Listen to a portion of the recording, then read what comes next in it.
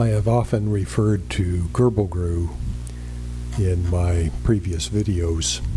I thought in this video I would do a basics video of where to find and how to use Gbrlgru at a basic level. This is a free program that is unmatched by many rather expensive programs in its versatility and diversity. As a woodturner, I find it very useful in embellishing the outside of my bowls with DXF or SVG files, or being able to export STLs I've created with my own work to corn lathe for embellishment there. Gbrlgru is a simulator and a CNC control center. It has some basic graphical editing capabilities, and it can run G-code you created with other programs as well.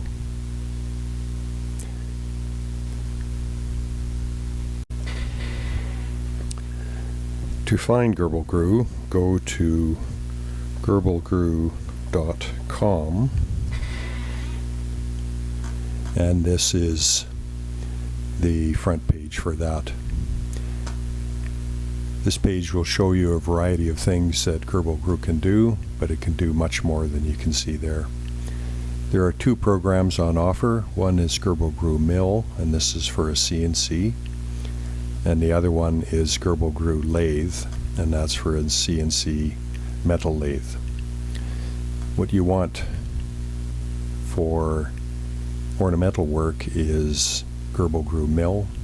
The most stable version is 5.2 at the current time. I've downloaded 5.2.23. When you click on one of these buttons, you download it. It'll come to your downloads folder. In my case, here is 5.2.23. It's a zip file. If you right-click, you can extract all the files, and that will be extracted to a folder of the same name. In the folder is only one file. If you double-click on the installer with the left mouse button, Gbrlgru will be installed. So here it is here, and this is just as it will come for a new install. The simulator window is rather large, right in the center. These are a bunch of helpful health commands, but if you don't want them, you can turn them off by clicking on the question mark button. In the top left are some configuration choices, a tool choice, work position, some buttons to move around your CNC axes, a start-stop button for running programs. I'll show you how you can customize this so it's a little bit more useful for what you want to do. To use Gbrlgru, you don't actually have to be hooked up to a CNC machine. The author first designed this as a CNC simulator for educational purposes. So with this screen, you can change the view that you have on that top view ribbon. As you can see, it's got a laser beam right now, and that's easy to turn off. And I want a tool. I'll just pick a 6mm ball nose. I want it a little shorter, so I'll make it 50mm, and you have to click somewhere else with the left mouse button to get that to work for you. The position indicators and movement indicators are here if I want to move it.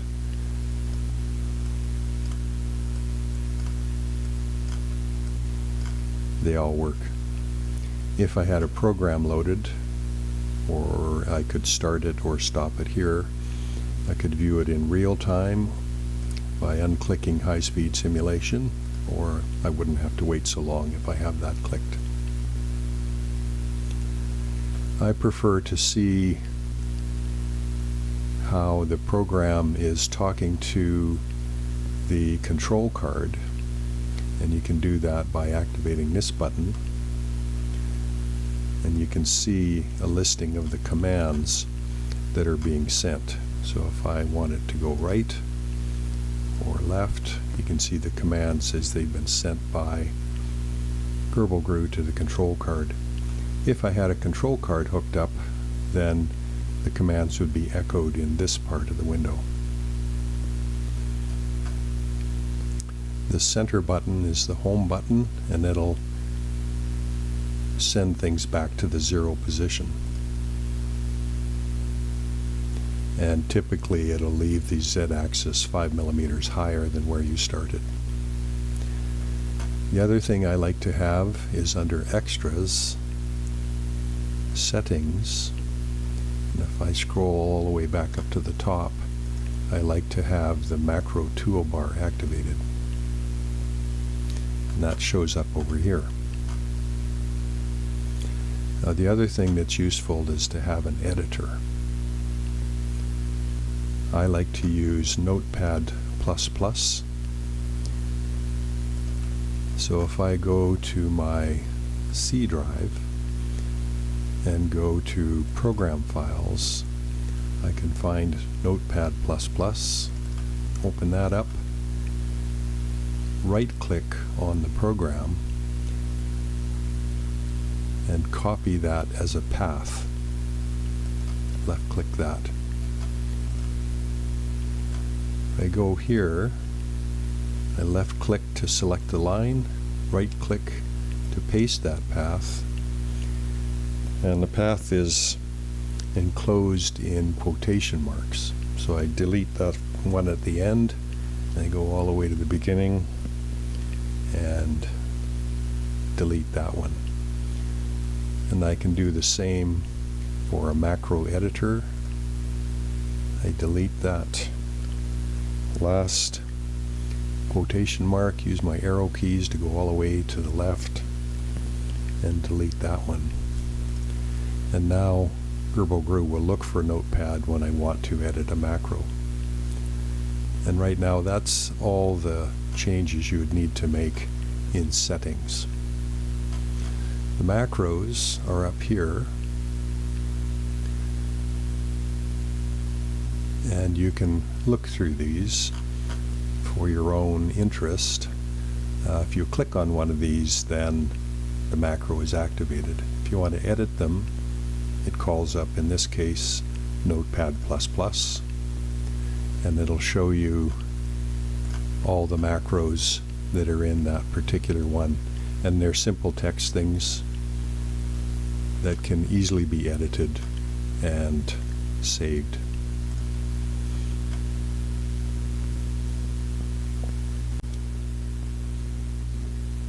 To connect to your control card, you would go up here and select the correct port. Usually it's the bottom one of the list. I don't have a control card hooked up right now, and that doesn't matter, but if it was on COM3, then I would go, since I am using Grbl, I would go to this. If you've got a Mega 5X card hooked up, you'd go here.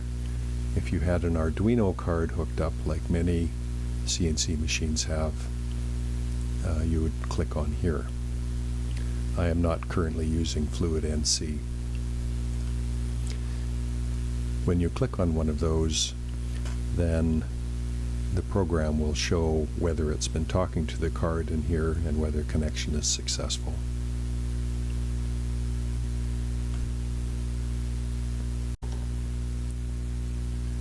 As far as machine types go, you can choose them here, and the author of this program has an enormous list of machines that he's written customized models for.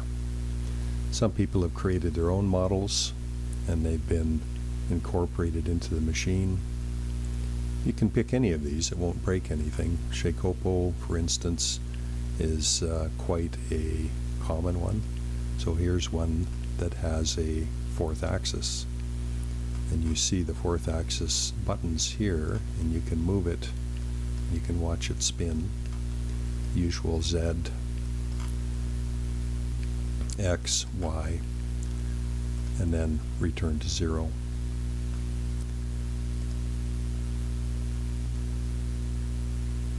I often use DIY CNC engraver for the work that I do because this is customized to what I want to do.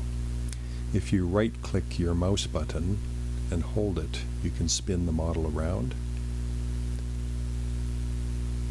You can zoom in or out using this mouse wheel. You can get different views of your machine by clicking on the top buttons. Or if you have a particular view that you wanted, like that, you can hold the Shift key down and click on the customizable button. If you come back to that, you get your personalized view, and you can change this, of course. If you get lost, the machine goes away. This is the zoom to the machine.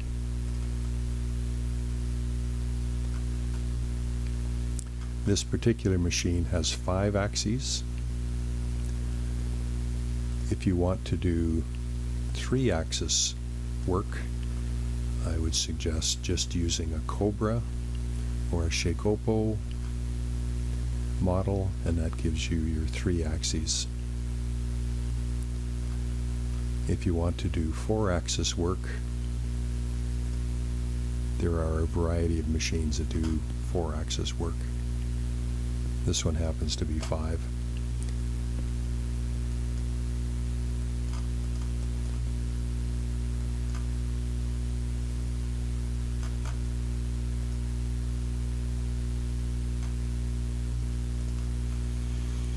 It's fun to look through this list and see all the different kinds of things that Gbrlgru has been customized for.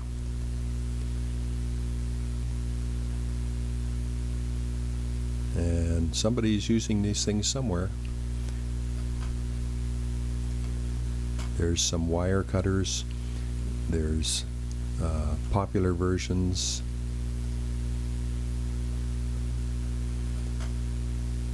If you want to narrow it down, you can go just to 3-axis machines, and then the list will show those. If you want to go just to foam cutters, then the list will show foam cutters. 4-axis machine, quite common. Here's the 2030 and 6040 type machines that you can buy commonly.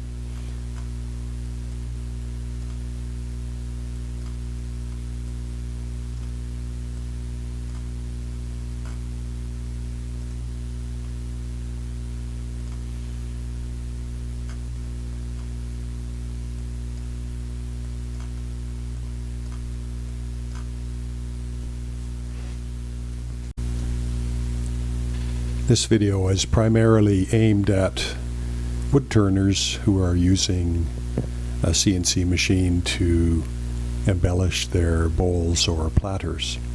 However, I'll quickly go over 2D work using XYZ axis on a Cobra model.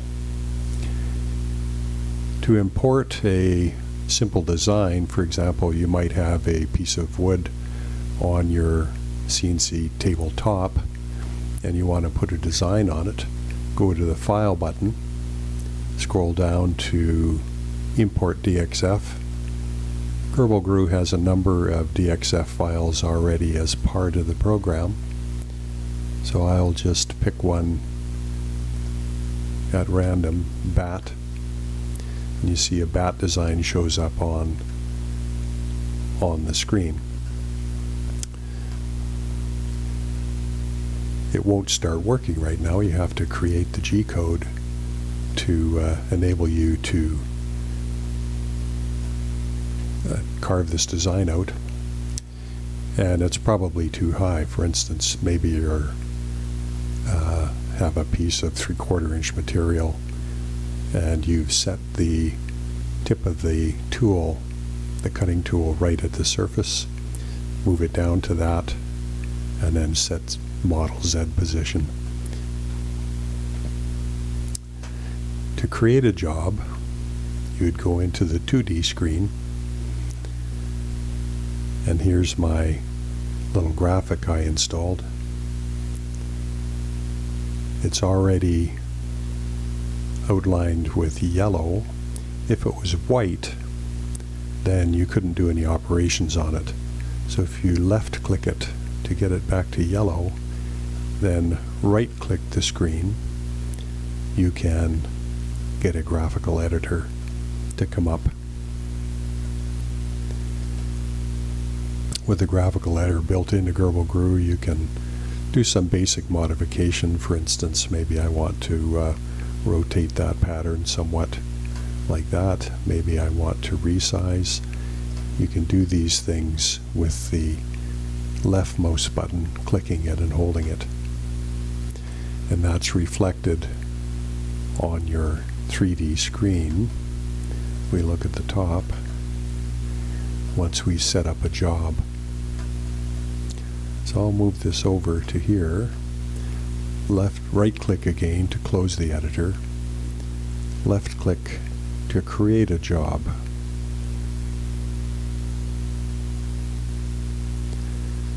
In this case, I want to do cut. I'll select none, and I'll explain what that means. So here's cut as the job.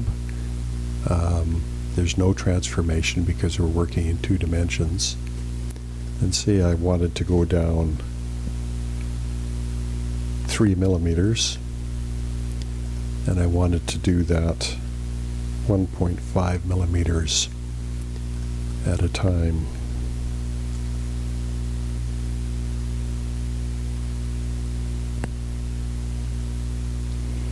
There we go. This is plunge speed.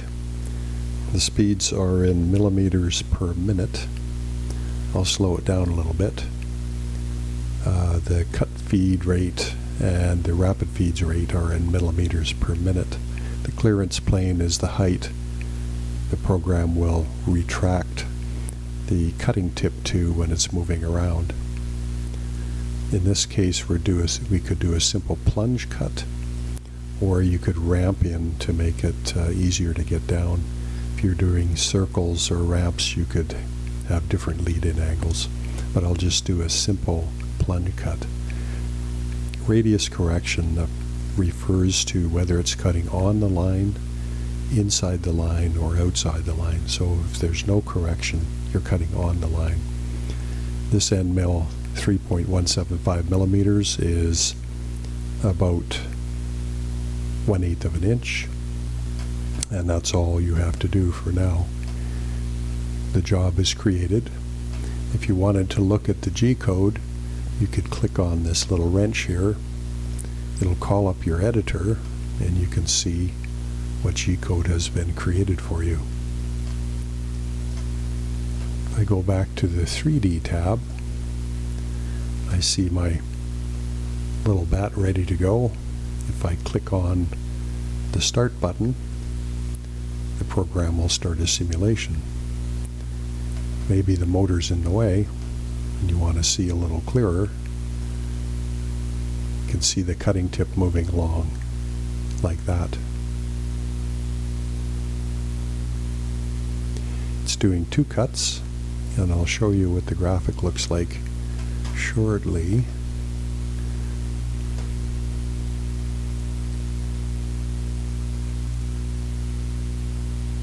There, it's done its 2 cuts, and as you see when I zoom in, there's a top layer. Here's the first cut down at 1.5 millimeters and a second cut down at 1.5 millimeters.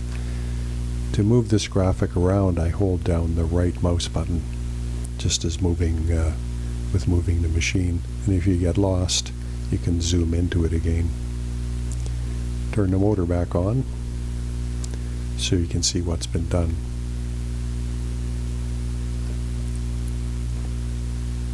So that is simply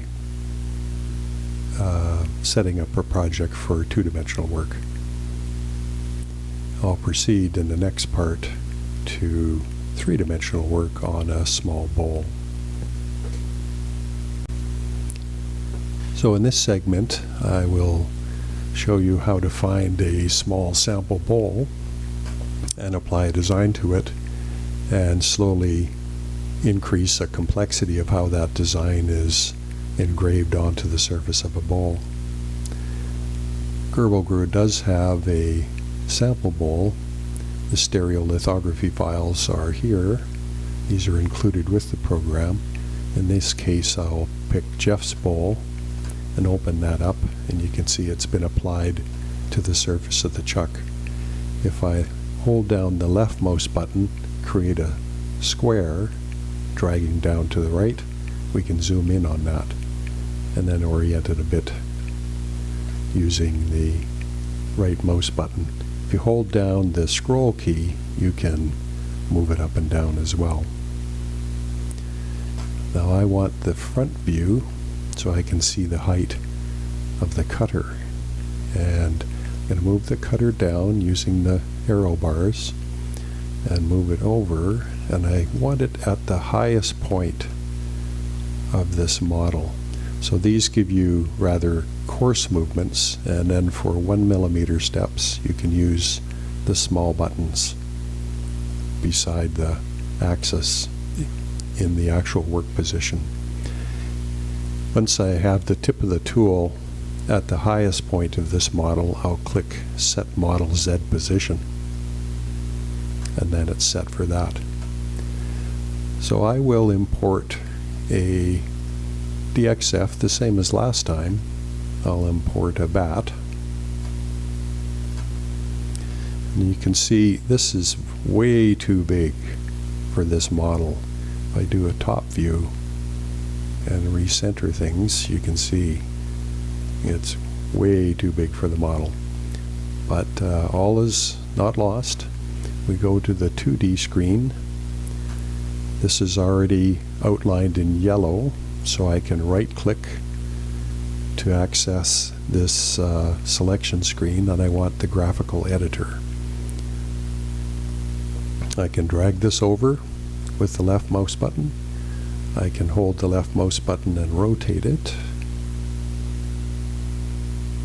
like that. Once again, release the leftmost button. Now click it down again, and I can size this down to about what I want and drag it over on top. And that's probably still a little bit too big, but I'll close the editor and the screen will be recentered. Now that size is not bad. If I open the editor, maybe I want to move it up a little bit, and once I'm happy with my little graphic, I'll leave it alone. So it's still outlined in yellow, so I can right-click and create a job. I'll select the none, that's the last job that I picked, or if I go into cut, I can select the same one. Gbrlgru has already generated a path for this. For depth of increment, I'm not going to touch any of this for now. I'll come back to transformation mode in a minute. This you don't have to change because you're not controlling your spindle. The depth of increment I'm going to put at 0.1 millimeters. If you click somewhere else, then that's accepted. I won't change any of the plunge rates or anything like that, or the clearance. Here's my tool. If I wanted some other tool, there's a whole tool database I can choose from. And when you get in the tool database, you can add your own tools. I don't need any tabs because I'm not cutting anything out. And you'll notice R1 and R2, these are the rotary axes. I'll come back to those as well. But Gbrlgru has already created a two-dimensional program for this, And if we go back to the 3D view, turn on the graphic simulation, let's go to the front view, left click for a square to zoom in on the action, we can start the program. And look at that, it's cutting it, but it's cutting it in 2 dimensions. If we go to the end view and center that, we can see it. I'll run it again. So it's not wrapping around our graphic at all, obviously. So I can stop that, exit, send things back to 0. And I want the front view again, recenter, zoom in. So I'll go to the 2D job creation screen. So this is where transformation can be explored. So the first transformation I want to do is projection. I won't change anything else, and we'll see what happens when we run that program. So it looks like it's projected this onto the surface. So let's run it and find out what happens. Well, that looks odd. Why is it doing that?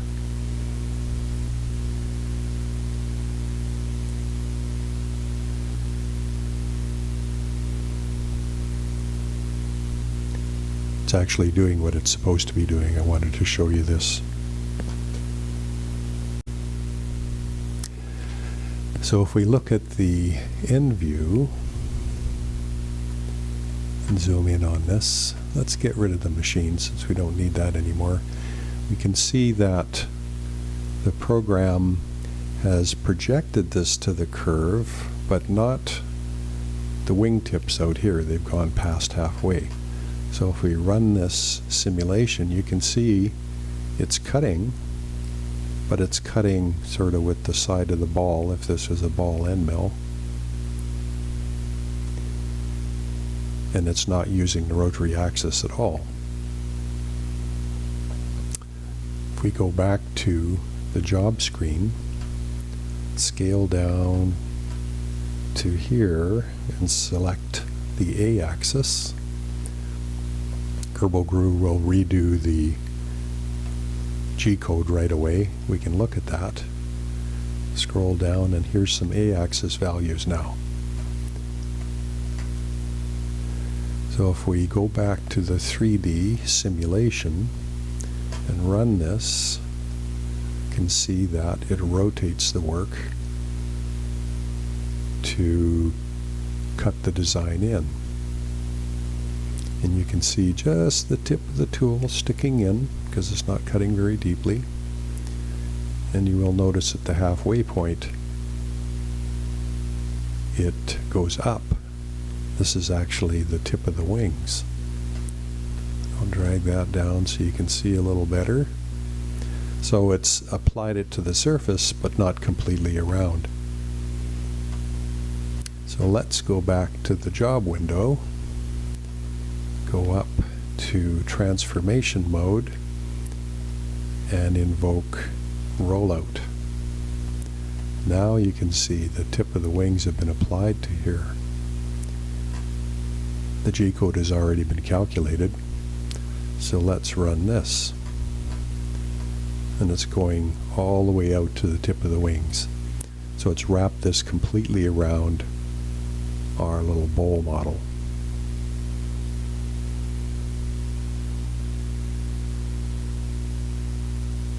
So that's how you can wrap a simple pattern to a three-dimensional surface, curved surface like a bowl. I'll run it again from the side view and you can see what it's doing. Now you can see the spindle stays straight up and down. I'll zoom out and turn the motor on and you can see what the spindle is doing. So if you were using a ball end mill and cutting this, it would work okay. It would cut with the side of the ball when it got to the curved part of the bowl, and it would make an okay pattern. But I long ago realized that that's actually not that great. So in another video I showed a custom fifth axis that I built, a B axis. So if I go down once more in this program and enable the second rotary axis and start this, you can see why I wanted the B axis. You can see that it rotates that spindle so it keeps the tip of the tool at 90 degrees to the work, or normal to the work. I can't think of another program that will do this for free or for a lot of money. So this is a huge advantage for Woodturners working with Gbrlgru.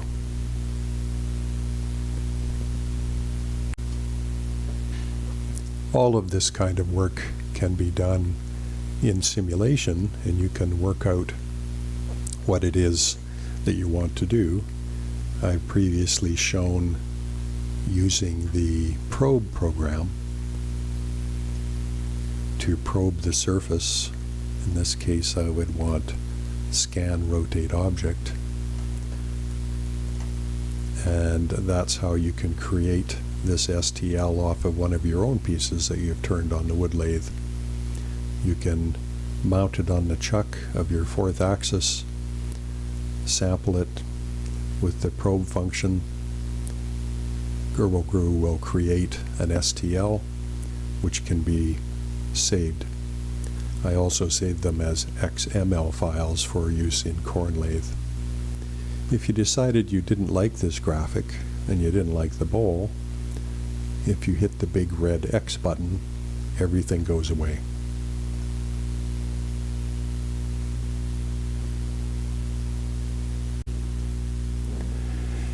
After creating your great project, what do you do then? You could just run it directly from Grbl if you were already hooked up to your CNC machine, but I would encourage you to save the project as whatever it is you want to name it.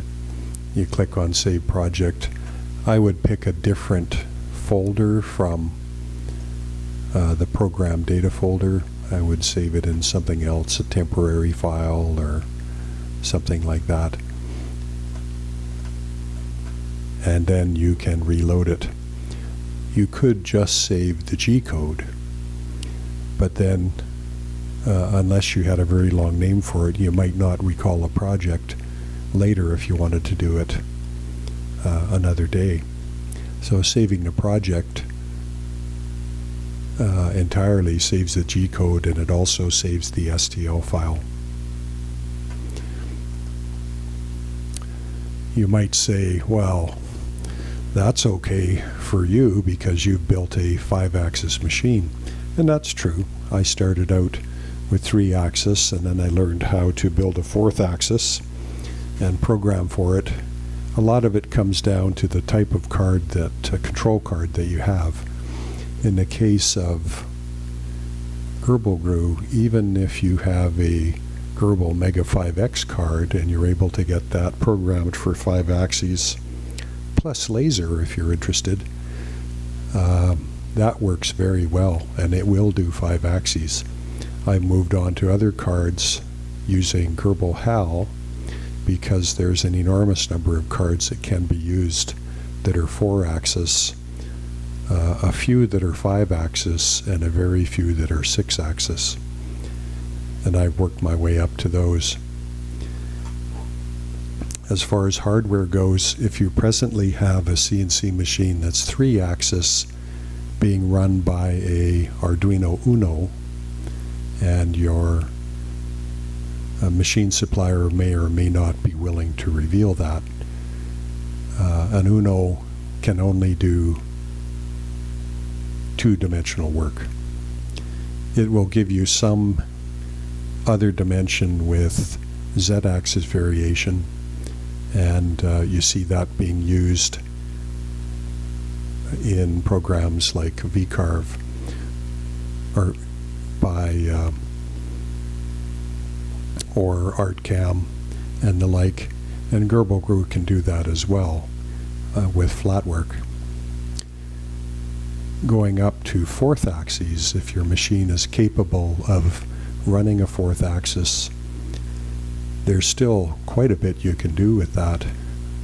If it has the ability to run a laser and generate those things, and with Grbl, generally there's a place in settings where you can enable a laser. Gbrlgru can generate the code to run the laser, in which case the z-axis will follow the curve, and it doesn't matter that it doesn't stay normal or perpendicular to the surface because it's a laser. With fourth axis, you can also engrave quite effectively a band around a particular part of your bowl, for example, near the rim where it's relatively flat, or on another spot where it's relatively flat. If you're doing a platter, which is a whole other subject, then it can be used to engrave the rim. And you only really need 4 axes to do that.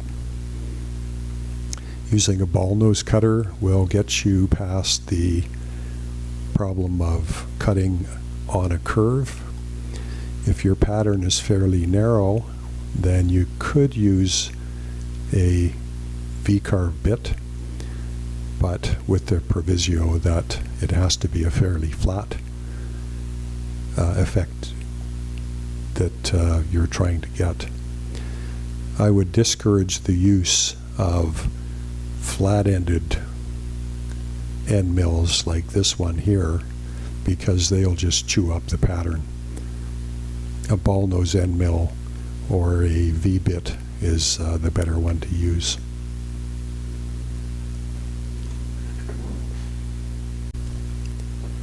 So just a short word about LED lasers. This does not apply to CO2 lasers. LED lasers are fairly inexpensive devices you can fit to your CNC, and fitting them is a separate conversation. But if you have one fit, you can click on laser in Gbrlgru. It's important to go to settings and make sure that generating spindle laser plasma on commands is on, and that will turn the laser off and on. There is another setting in Grbl that has to be enabled as well, but that's beyond the scope of this, but it's quite easy to do. In any event, if you're using a fourth axis and that's all you can get, and you want to use a laser, then Gbrlgru is very useful for that because it follows the z-axis. What do I mean by that? LED lasers have a very short focal distance. In the case of one of mine, it's about 45 millimeters. And plus or minus 5 millimeters, and that is out of focus, and it doesn't burn a very nice line. So it's important that the lasers stay exactly the right distance away from the work at all times. So I might put in my focal distance for one of my lasers of 45. That way Gbrlgru knows how long it is. I generate the job in just the same way, and I would specify a laser in here. Now here's a blue laser right here, and that's what's used in LED lasers. So I'll put blue laser in there. The G-code commands are already created by Gbrlgru, and it's hard to show you just where it is, but in any event, it turns the laser on and off. In the settings,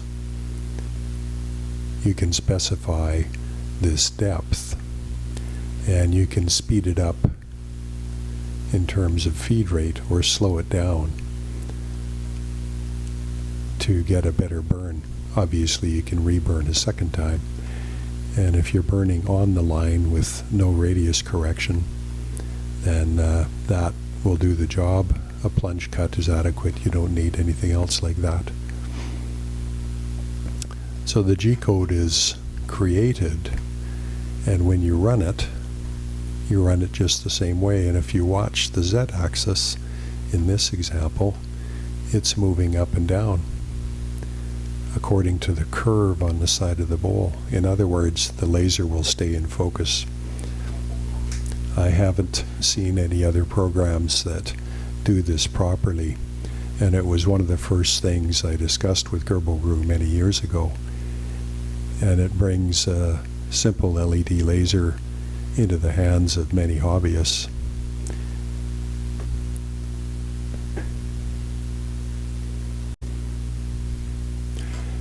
Now, as I recall, adjusting the power of your laser is via the spindle speed.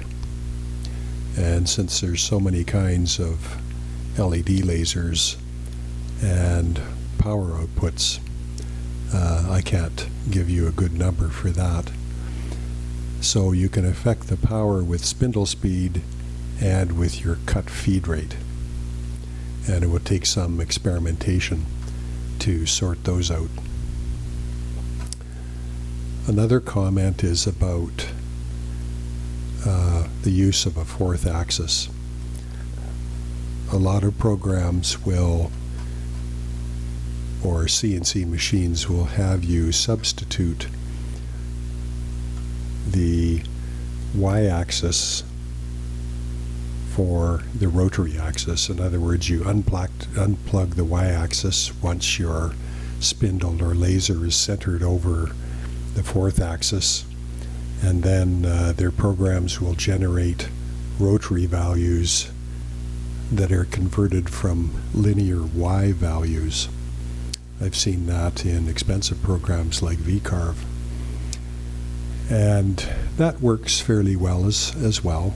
And if you turn off the rotary axis, then Gbrlgru will do the same thing, as I showed you earlier, progressing through 2D things. However, I find that having a proper fourth rotary axis with 3 linear axes gives me the best results with what I want to do.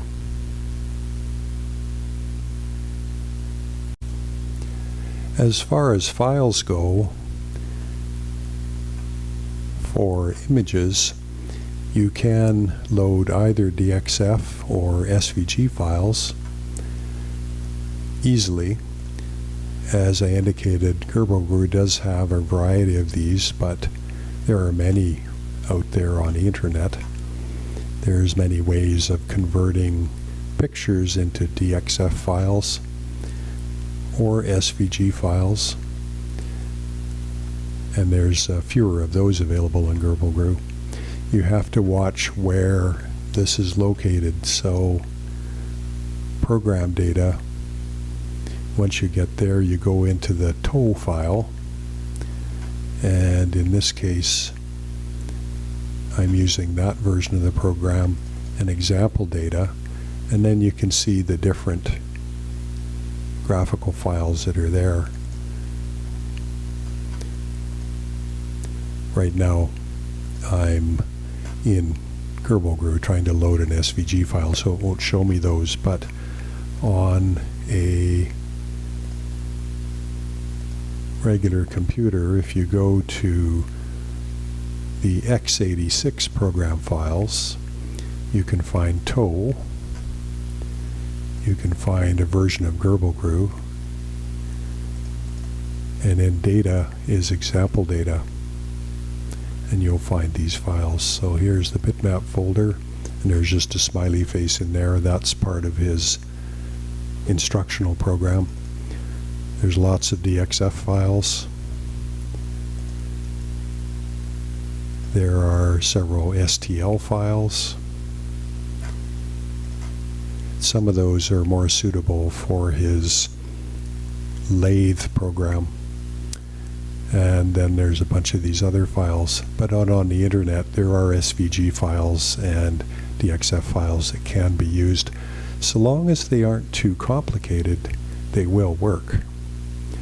The other point to make about where to find things is normally the program data folder is hidden, and you have to go up to View and go all the way down to Show, and you have to click Show Hidden Items for program data to show up.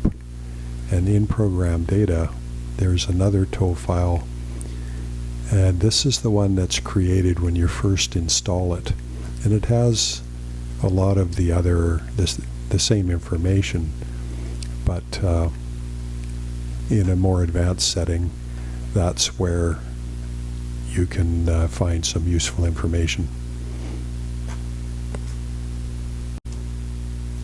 In this short video, I've demonstrated where to find Gbrlgru, how to load it in a Windows computer, how to access some of the basic functions, and in particular how to access a simple graphic and apply it to the surface of a three-dimensional STL file that you have made yourself out of your own work. In this case, we'll use the example of this small bowl already included in the program. I would encourage people, if they are interested, to download Gbrlgru and just start to play with it in the simulation. If your computer is Grbl based, like so many commonly available hobby machines, then Gbrlgru can run it. If you've created some G-code with a different program, for example vcarve, you could also run that with Gbrlgru. I hope you have enjoyed this presentation and that it gives you an introduction to the basic features of Gbrlgru. Thank you for watching.